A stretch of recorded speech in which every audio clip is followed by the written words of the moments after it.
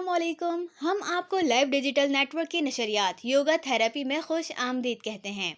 इस प्रोग्राम की मेजबानी डॉक्टर योगी वजाहत की मारूफ शागिर्दा आयशा खान अपने इस प्रोग्राम के जरिए सेहत के हवाले से योगा थेरेपी की अहमियत, अफादियत और मुख्तलिफ अमराज में इस थेरेपी के जरिए आसान तरीक़ेकार गुफ्तगू और अमली इजहार के जरिए आपको आगाही फराहम करेंगी और हर इतवार को हफ्तावारी बुनियाद पर योगा थेरेपी और आपकी सेहत के उन्वान से इंशाल्लाह ये प्रोग्राम आप देख सकेंगे। अब तक आपने YouTube चैनल और Facebook को लाइक नहीं किया है तो जरूर कर लें। प्रोग्राम के इख्तिताम पर चैनल को सब्सक्राइब भी जरूर करें और कमेंट सेक्शन में अपनी कीमती राय से जरूर आगाह करें। अब आप प्रोग्राम योगा थेरेपी मुलाहिजा करें।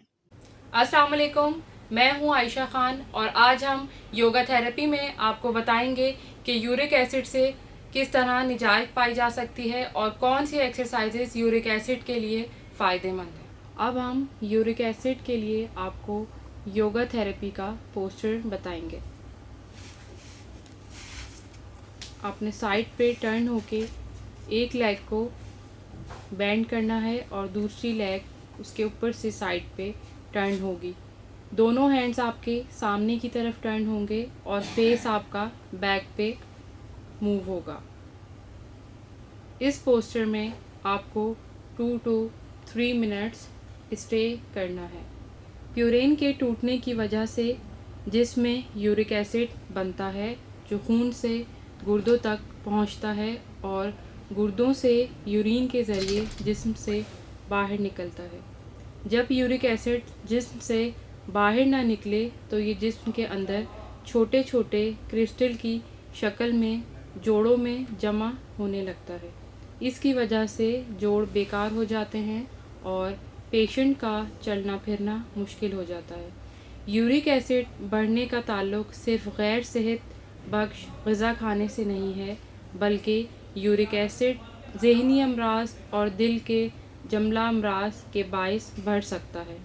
यूरिक एसिड को कंट्रोल करने के लिए चंद आदात को तर्क करना और वर्जिश को करना बेइंतहाई मुफीद है। यूरिक एसिड के लिए योगा थेरेपी के सेकंड पोस्चर को हम परफॉर्म करेंगे। आपने लेग को उठाकर फुट को थाइस पे प्रेस करना है और दोनों हैंड्स को एक दूसरे से प्रेशर देते हुए हैंड्स को प्रेस करना है। इसके साथ साथ यूरिक एसिड बढ़ने की अलामात जोड़ों में दर्द होना, गांठें पड़ना, पैर के अंगूठों पे सूजन, जोड़ों में सूजन।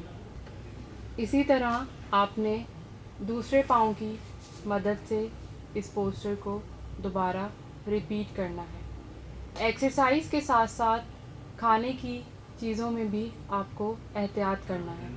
यूरिक एसिड बढ़ने पर बड़े का गोश्त कम कर दें। खाने में जैतून के तेल को शामिल कीजिए। घी या देगर तेलों से खाना मत पकाएं। कम चिकनाई वाला दूध इस्तेमाल कीजिए। ओमेगा 3 फैटी एसिड ज़्यादा इस्तेमाल ना कीजिए।